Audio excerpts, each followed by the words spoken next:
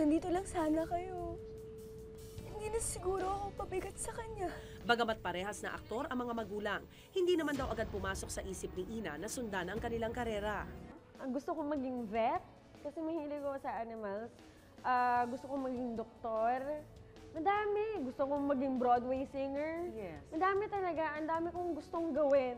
Yes. Paano ba maging anak ng dalawang kilalang artista? Oh my gosh. Nakaka-pressure talaga. Talaga? Sobrang nakaka-pressure. Yung pressure na yan, ilang taon mo naramdaman? Nung nag-start na ako sa showbiz. Lingid sa kalaman ng marami, sa paghihiwalay ng kanyang mga magulang, matindi pala ang pinagdaanan noon ni Ina. They separated. I was 10, Oo. 10, 11 na ata. So yung rebelde face ko, mga ano na, teenager na ako.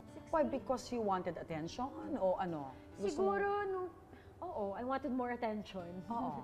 Siguro. And there were a lot of things going on then also nung time na yun. I was so distracted with so many things na parang ang hirap na mag-focus sa isang bagay. But you're past that stage. You're more mature now. I'm Now, more- of course, 26 Hopefully, years I'm more old. mature na. Pero mananahimik na lang ba tayo? Mula sa pagtanggap ni Ina sa sitwasyon ng kanilang pamilya, kalaunan, maging ang tawag ng showbiz ay niyakap na rin niya. Mapakilas ako sa mga epals. Basta survive ko ang St. John's College. Taong 2016 nang mabigyan si Ina ng kauna-unahan niyang proyekto sa Kapuso Network, ang Oh My Mama. Hindi mo alam yung pinagdaanan ko nung nalaman ko na siya yung totoo kong tatay. Ano ka ba? Did you have to audition o handpick ka ba na, ay, Should I para to say sa it? yung role na to? Hindi ako nag-audition. Hindi ka nag-audition. Talagang No. para sa itong role na to. Yeah, a few days before that, nakapag-sign na ako sa GMA. Oo. And nung nag-sign na, actually before I even signed, sinabi na sa akin na may show na ako. Bakit memorable sa'yo ang Oh My Mama? Memorable siya kasi, yun nga, it's my first, Yes. it's my first teleserye. Oo. And sobrang heavy talaga ng mga ginawa ko doon. At doon yung mga heavy Siguro acting. walang araw, walang eksena na hindi ako umiiyak. Anong impluensya ng parents sa'yo ngayong nasa show business ka na? Diyos ko, madami. Advice, yan. Advice? Nako, they don't give me advice. Kasi Oo. feeling ko parang nakakailang. They Ah. give me, lalo na pag-acting advice, hindi ko talaga kaya. Parang nahiya ka sa kanya? Nahihiya talaga ako. Mas prefer ko na pag pinanood nila ako on TV, wala ako sa paligid. Dahil sa isang pagkakamali lang, damay-damay tayo.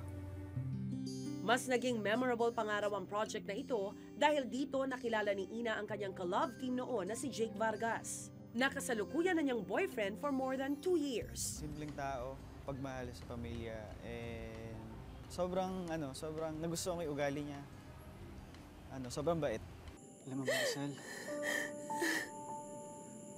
lalo ka lang maapektuhan kapag naganap ka pa ng sagot sa tanong mo. May isang exercise na ginawa namin na kaming dalawa lang, parang something hit me na parang, kaya siya ganyan. So, mas nakilala ko siya nung workshop. Ako kasi, feeling ko na-attract ako sa pagka-mysterious niya. Kasi may ganun siya. Anong Yeah. bila ng mga magulang mo sa'yo, sa inyo? Siyempre, sabi niya, don't be super serious first. Just enjoy each other's company.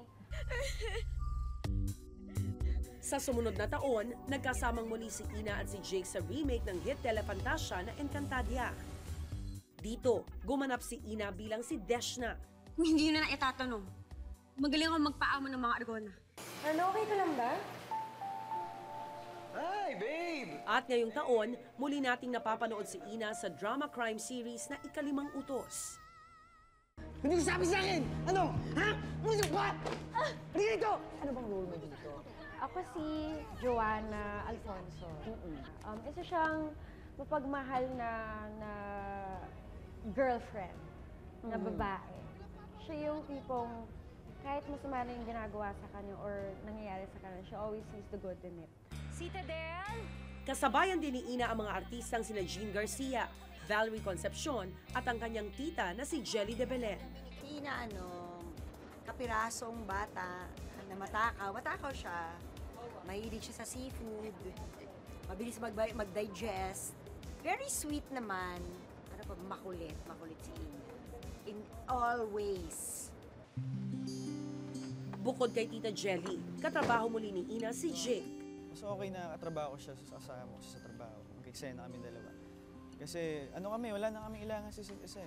Parang baga, kapag nag-uusap kami, parang natural lang na umaarte kami, parang ganun.